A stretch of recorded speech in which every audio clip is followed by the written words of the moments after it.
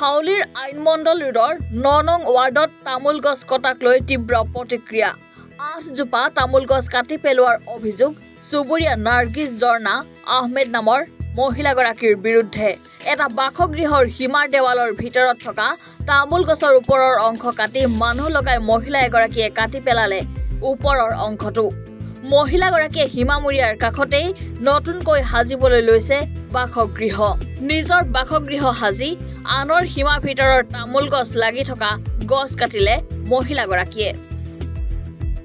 ঘটনাটো তাৰমানে মই যোৱা সোমবাৰে ৩ তাৰিখত মই ঘৰত নাই মোৰ মিছেছৰ ঘৰত নাই তে মই মছজিদত নামাজ পঢ়িবলৈ গৈছো সেই মছজিদত নামাজ পঢ়াৰ সময়তে সন্ধিয়া 4টা মান বজাত মই আহিছো আহি পেলাই শুনা পাওঁ যে মোৰ এই তামোল গছ কেইটা সবকেইটা কাটি পেলাইছে 8ডাল গছ তাতে আছিল 8ডাল ধৰিয়ে কাটি পেলাইছে তাতে তামোল গছ লগোৱা আছে কি কাৰণত কাটিছে মই একো গম নাপাওঁ কথাগুনা মই সিহঁতক জনাইছিলো আৰু তাৰ পিছত আমাৰ সমাজৰ মানুহক জনাইছিলো সিহঁতৰ সমাজৰ মানুহক জনাইছো কিন্তু সিহঁতৰ সমাজৰ মানুহে যি এটা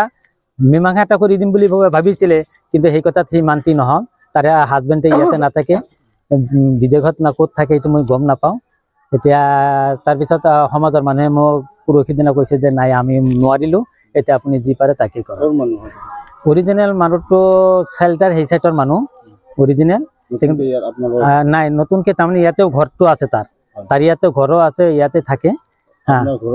আৰু মোৰ এইফালে এই সাইটত মোৰ পূবফালৰ সাইটত তাৰ ঘৰটো হয় নতুনকে বনাই আছে আচ্ছা তেখেতৰ নামটো শৰীফুল ইছলাম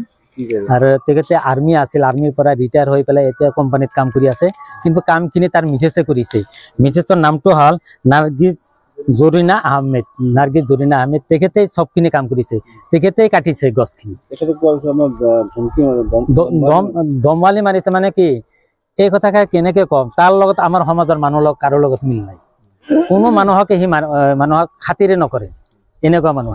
সমাজৰ পৰা কলো যে আমাক সমাজৰ পৰা মিলাই দিয়ক আমাক কিবা এটা সি কিহৰ কাৰণে কাটিলে সেই সমাজৰ মানুহকেইটা কওক কিন্তু সমাজৰ মানুহে তাৰ পাছত গৈছিল যদিও সি সিহঁতক মানে কোনো ৰেছপন্স নিদিলে এতিয়া ব্যৱস্থা মানে কি এতিয়া সেই ব্যৱস্থাটো আপোনালোকৰ মাধ্যমতে কথাখিনি কৈ আছো যে কথাখিনি যাতে আমাক